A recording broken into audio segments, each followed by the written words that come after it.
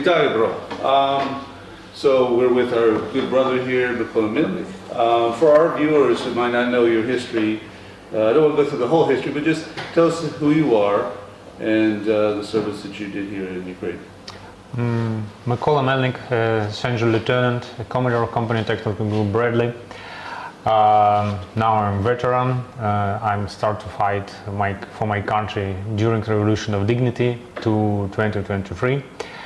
From 2017 to 2020, I was part of volunteer squad, Red Sector, and from 2020 started full-scale invasion. I enlisted to 134th Rifle Battalion and started my service in the Ukrainian Army Force. I started like soldiers, and I ended my service like Commodore Company Tactical Group Bradley. My company, I think in time of big counteroffensive, we first destroyed Russian position near Robotyne, but unfortunately in time of battle I was wounded and lost my right leg and left step. Now I'm a veteran and try to give my experience to our American brothers. We'll go into the era of 2023 into 2013 into 2014 for Americans, because they hear about like your Maidan, but they may miss some of the most important parts of this. What was the condition of the army and the ability for Ukraine to defend itself 12 years ago? In 2014, then started war. We afraid called the war. You don't afraid. Like I remember, Barack Obama said incursion. Yep. And in 2014, it was war of block post hit points of block post. In 2017, it was war of mortar squad. And artillery. It's artillery war. 2022, it's full-scale invasion. It's I think it's a conventional war like we see in the movie about the Second World War. Right. Yeah, but in my opinion, like artillery trench warfare. Yeah. Yeah, artillery tanks. Yeah. Then you kill your enemy and you can see the eyes. Yeah. But in August 2023, in my opinion, started the new type of war. It's drone wars, because it's, in August 2023 we see the many FPV drones. Every army, in the Ukrainian army and the Russian army, can started to use drones more than ordinary soldiers. That's why from 2023 started a new modern war, and now we see that every 3 months the tactical on the battlefield change, because every 3 months we have a new technical or engineering solution.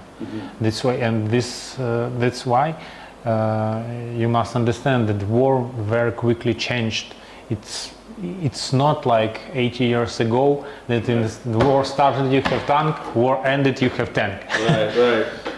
Okay, in the USA have a nuclear weapon. Yeah, okay. But you used to have nuclear weapons. Yeah, it's very interesting. But now we never understand how war change in 3 months or in half of year. Now we can see the plateau. Okay, in many think that it's a plateau. We don't have any new solutions. We have modernized the technology what we have, but I don't think so. I think that in future, in half of year, we can see the new tactical on the battlefield and new type of war. I think that one of the things that's so important about your history is that you were a lawyer before this. Yeah. How does that inform, how does that training you had and that work you had inform your position now? How does it empower you with the skills to be a commander or to speak your mind to the needs that are happening right now? Then lawyer skills, I think as an American lawyer or Ukrainian lawyer, we all understand that all rules you can change, but in normal life you change the rules because you want to win in the court. In army you change the rules because you want to win, to stay alive. Right. That's why skills of lawyer is very important in the Ukrainian army. But in armed force you study the normal discipline, you study the normal planning. That's why if you have skills like lawyer and soldier, and if you started like soldier and after then you command many people, if you have the skills, I think you're like Superman. And the fact that I think it's very important to note that you said when you first started as a volunteer, 12 years ago, that, you did basic tasks. You didn't walk in like, I'm the commander, I'm in charge, I'm the major general, I'm the big guy. You did the basics, and that's very important, yes? I was civilian volunteer from 2014 to 2016, and like military volunteer is from 2017 to 2020. And after treatment, I don't think that I'm volunteer, but I try to help my army, I try to help my society, I try to help my country in all role that they need. Right. If I volunteer, then I must to found money and buy my guys tourniquets, vacuum batteries, every time we need all. Then we have many attack from Shahed. I go to the volunteer squad of drone interceptors, and I'm destroyed Shaheds. Now I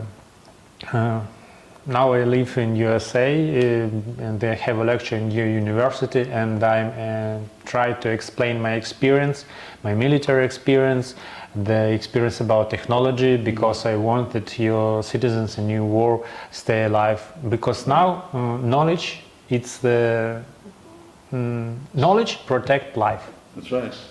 Well, I want to dwell on that for a minute because I think that the lessons I want to talk about today are both for Ukrainians. I live here for 4 years through the entirety of the full-scale invasion, but we're watching this war develop with America, and we know that America has targets that will very likely be happening.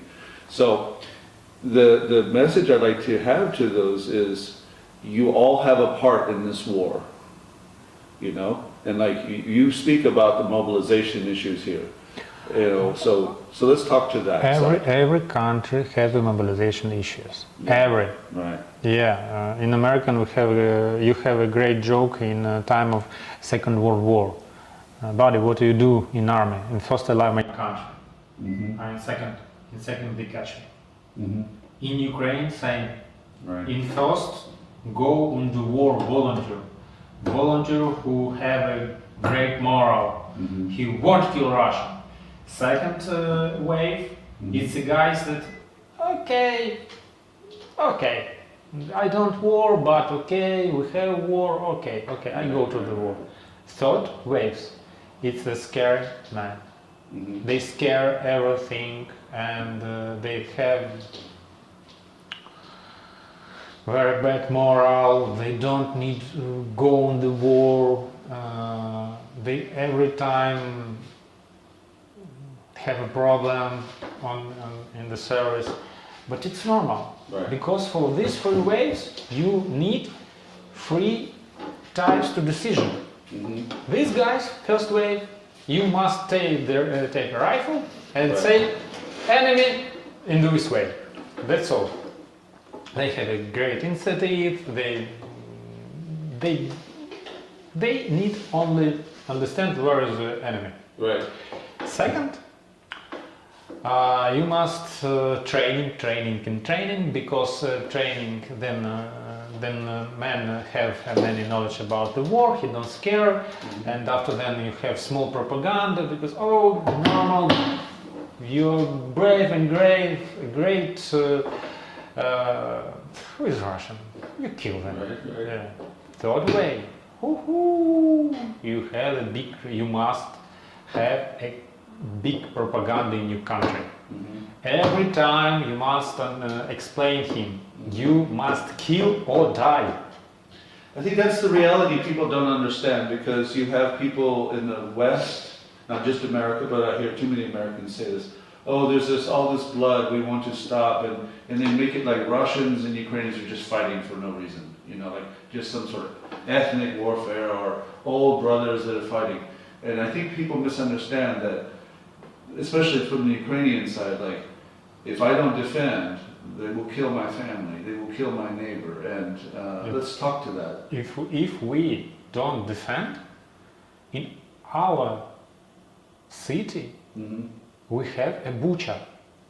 No. Bucha is the city then Russian killed more than 2,000 civilians, only because they're Ukrainians. Yeah. Then if Russian come to the Kiev, they kill all. Yeah. Because this is fucking maniacs. Yeah. That's why then the West country said, you have a peace. Yeah, no problem. But tell this not to us. Yeah.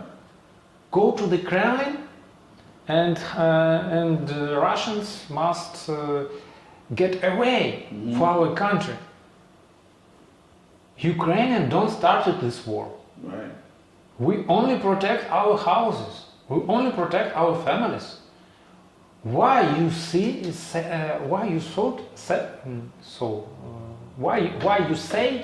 that Ukrainians is problem for you? No, it problems for all world. Right. Because if we lost, hey guys, Russian will be your problem. Yeah. Okay, you want that Ukrainian lost? Okay, think about future.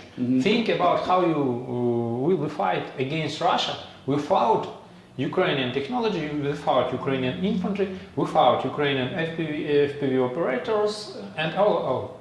Yeah. How? Without the Ukrainian cards. Yes. So one of the things I remember you talking about before, I think is very important, and I wrote about this, the difference between cheap responses to expensive wars. So when you hear an American commander say, no problem, I'll come in with big Abrams tank, what would you tell him? But Russians have a very cheap anti-tank drones. Wow. And what's the cost? Cost nearby $5,000.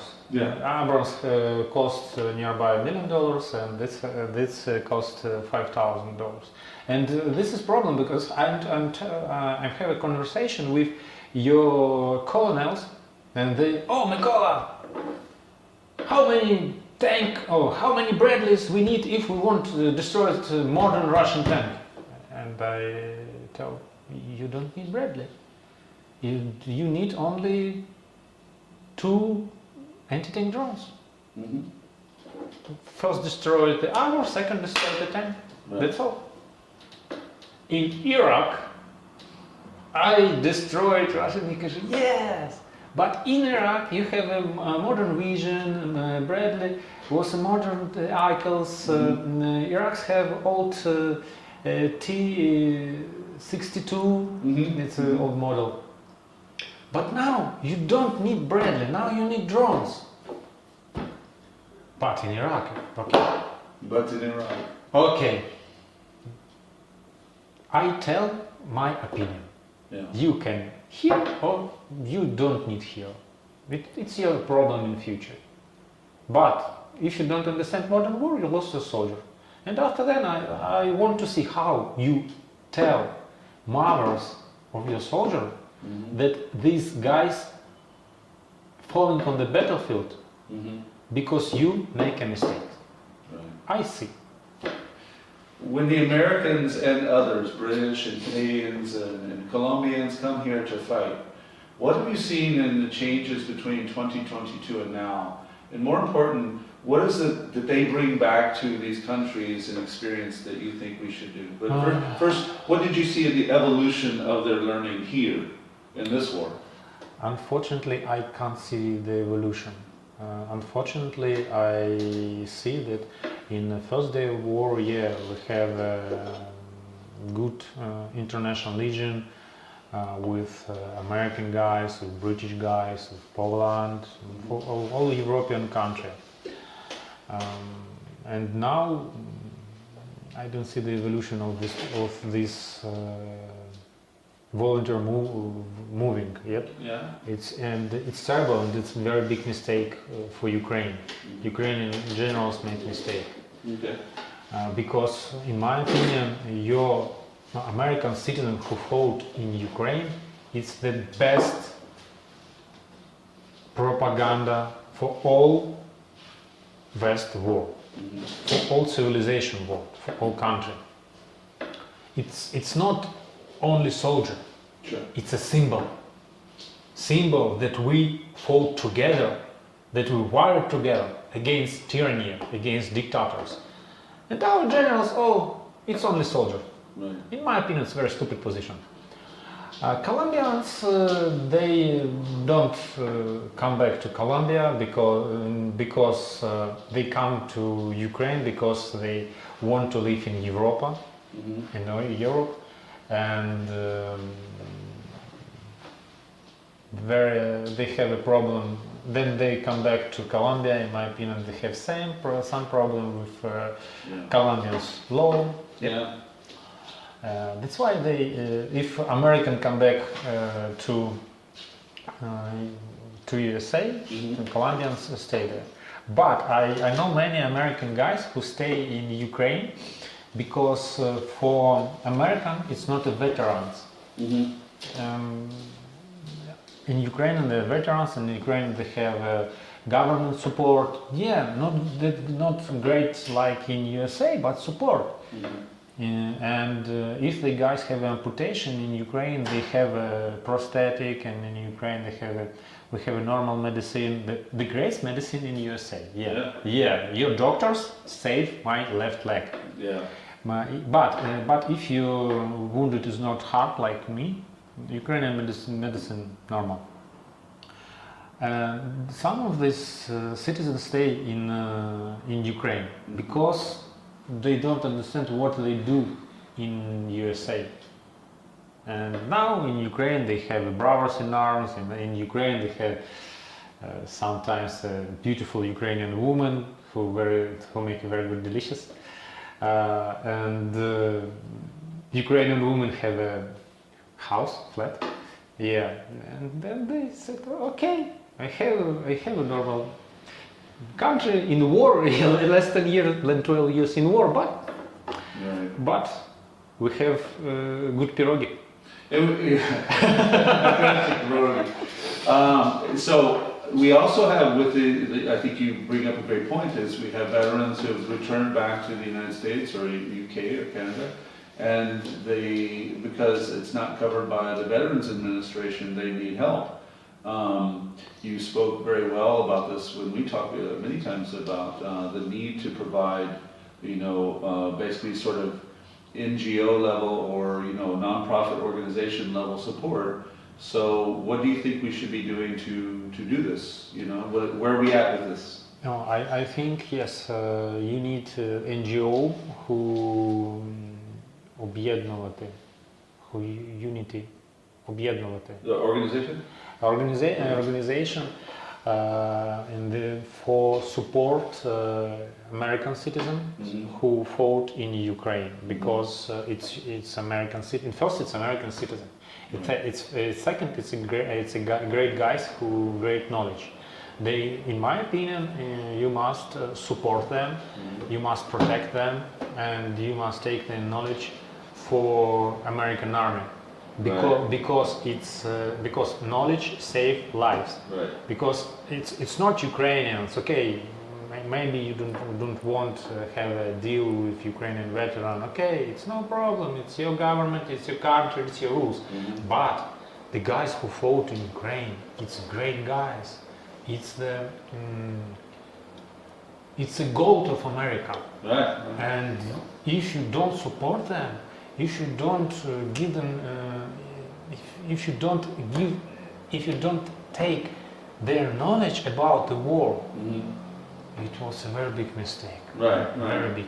And now we have this war that's developed from Pete Hegseth and Donald Trump attacking Iran. And I think we both agree, you know, the Iranian leadership is corrupt, it's evil, it's helped to kill people here.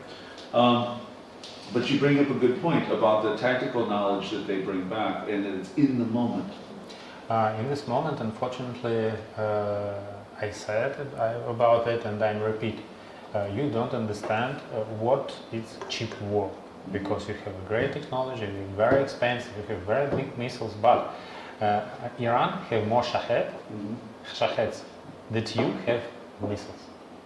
It's a big problem, because Shahed cost nearby basically $20,000. Right. It's basic. If the more simple model, he can cost no more $10,000. Right. You destroy Shaheds missiles who cost $500,000. Right. And this is the lesson that Ukraine taught Russia. Yeah. Ukraine started without navy, we started without normal aviation, we have not flight, Russians have more tanks. Okay, we have not navy, but we have small drones. And drone would cost no more than $100,000. Destroyed the all American Navy. Oh no, all Russian Navy. Right. Yeah. We have not people in the position. We have ground drone with machine guns. Right. We have not people for attack. Okay, we have FPV. They cheap. All technology, all drones, it's more cheaper than life of soldier. Right. Because if soldier, in first you must training this soldier, yeah. Right. In second you must pay the salary, you must equip them, and if they wounded you must treat them. If he died, you must pay to family. Right. It's a many money. One ground drone with machine gun like M2 cost in Ukraine nearby $15,000. Right. Life of soldier cost nearby $500,000 with equipment, with salary, with treatment, with pay if he died. Right. It's $500,000 minimum. Right. Drone with machine gun, 15,000. That's why who have a cheap technology, this country win. Right.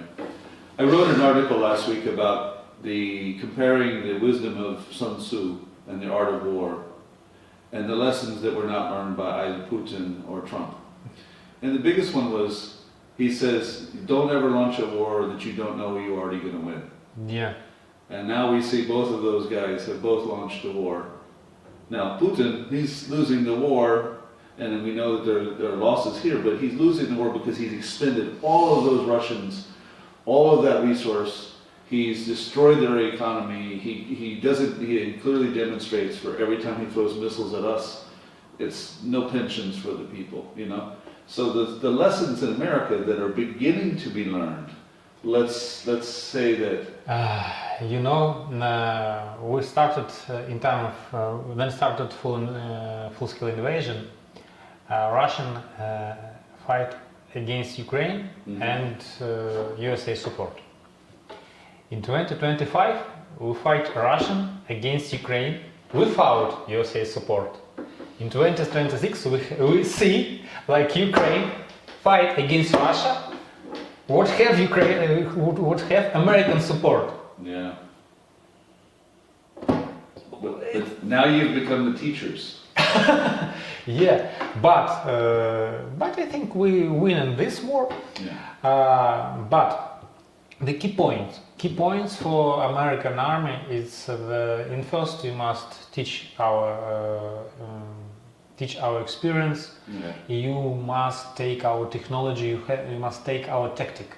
Right. Tactic on the battlefield. Right. Because you can make many drones in very small time because you have a great manufacturing in your country. You Right. have a great economic. But you need our experience that understand how it's correctly to use technology. You must do in the battlefield. What's a tactic? Strategic, sustainable. Century by century. Right. 1,000 years ago, you know that you must destroy the flank, and after the army. Now, you know that you must destroy the flank. But tactic change every time. Yeah. That's why the basically point is you must teach, you must take our experience, you need many drones, and you must change your structure of your units. Yeah. You must structure of battalions, of brigades, of regiments, of companies. Right. Because now in Ukraine, every company have nearby 3 or 4 FPV squad. Yeah. You know, you in battalion have only 2 squad. Right. In not FPV only recognize. That's why in the war, your infantry will be slept. Yeah. I want to talk about 2 more things in this before we go, and we'll talk plenty of times because we've got a lot of work ahead of us. The rehabilitation that you go through, and the other soldiers and even civilians go through, like the superhumans. Obviously how vital it is, but also the resources that we still need to make sure all of that is taken care of, including outside resources from abroad. Oh, in first I'm prosthetic in USA, but I have a big problem with this and this foundation, and I have they make not great prosthetic, and I have a problem in USA. Yeah. But you have great doctors, and they save my left legs. I remember that. Now Ukrainians have a good technology to prosthetic. Now we have a good system to prosthetic and rehabilitation. Isn't part of the reason why because there's a deeper motivation here? Because it's for people that are Ukrainian? Motivation and experience. Yeah, yeah. In 2022, many of we have not normal prosthetic center. Mm-hmm. We don't know about normal rehabilitation. Mm-hmm. We teach of our American brothers, and first guys who training our doctors to make a, I think, great prosthetic. It was doctors from America. Right, it's right. guys from Minnesota, from Illinois, and they teach our doctors. But after that, it was 2 years ago. Yeah. But now we have many clients. Yeah. We have our doctors have a great experience, and now that's why day by day, they training. That's why I said that in Ukraine now you have more powerful prosthetic center than in USA. Yeah. Only because we have more difficult clients. Sure. You understand? I mean, one technology group called Esper created I saw they had this prosthetic hand that also does other vitals now, and it can be integrated with mobile technology even. Yeah, but it's American technology. What we use in Ukraine, the great technology, it's USA. Yeah. In my opinion, the great drone interceptor, it's USA in drone interceptor. But in Ukraine, we have experience how to use. Right. It's rule same from drone technology or medical technology. Right. We have the base for, we have many experience. Our doctors have experience, our soldiers in the medical sphere, our soldiers have a big experience in the military sphere. That's why we don't tell that, oh, we're more clever. No, no. You have a great education in the world, you have a great technology in the world, but we have experience. Right. So the last question, I think maybe the most important question in a way. You've been awarded Hero of Ukraine, and I was thinking just a couple of days ago that it was 3 years since I was at Da Vinci's funeral. And I want your words in the last part. What makes a hero? What is it that really distinguishes someone who does these things from normal life, and more importantly is how people can walk away with the thought of when they use these words so easily, you know, what makes that person, both men and women, different? The war is part of life, then you must be a hero or die. Mm-hmm. Da Vinci was a great young man, he a legenda, because he have a great power in your heart, in their heart. Mm-hmm. That every morning he wake up and think how destroy Russia, Mm-hmm. how fall, and they burned all of us. Mm-hmm. And he was very young. He young in the 10 Youngest years. commander. Yeah, very young.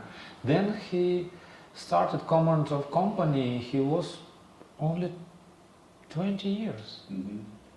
So young, and the most of this company, the guys who have older than he, 10, many years. Mm-hmm. But he was a legend, and he was a great guy, and it's a big problem for Ukraine that he died so early. Yeah. And I think that the lesson I learned as an American living here is that the West, and especially as an American, I would say this to other Americans, is they still don't understand the spirit of your Maidan. They don't understand that Ukraine took its freedom the hard way. 107 people were killed by Yanukovych. And it wasn't, yeah, or more, yeah. But, and so we have loss of life instead of just someone else went to do it. Someone else went to save it. Or an empty Independence Day. No. This was done with blood. Never, the Maidan, that's soul of Ukraine. Yeah. And never understand this. Nobody understands the Maidan because how you can understand men who go against rifle with 3 shields Cutout shields, yeah, all these, oh wow, yeah. and die, but go and go. Yeah. And then they killed, then Yanukovych killed nearby 100 person. Yeah, Nobody ran. that's right. No, we found rifles too. Okay, no problem, but we will fight and we win. This is Because- the whole beauty of the Taras Because Shevchenko. freedom of our religion, Right, freedom is a religion of Americans, right, and we kill for this. right. Everybody, all of enemies. We kill, don't against Russia. We fight, don't against Russia. We fight for Ukrainian freedom Right. because we are masters on our God-given land, and this war stop it. Only the God make a meal of our enemies. Yeah. We never surrender. Борітеся побороти. Нам Бог помагає. Дякую вам. Дякую. І працюємо разом до перемоги, так? Спільно.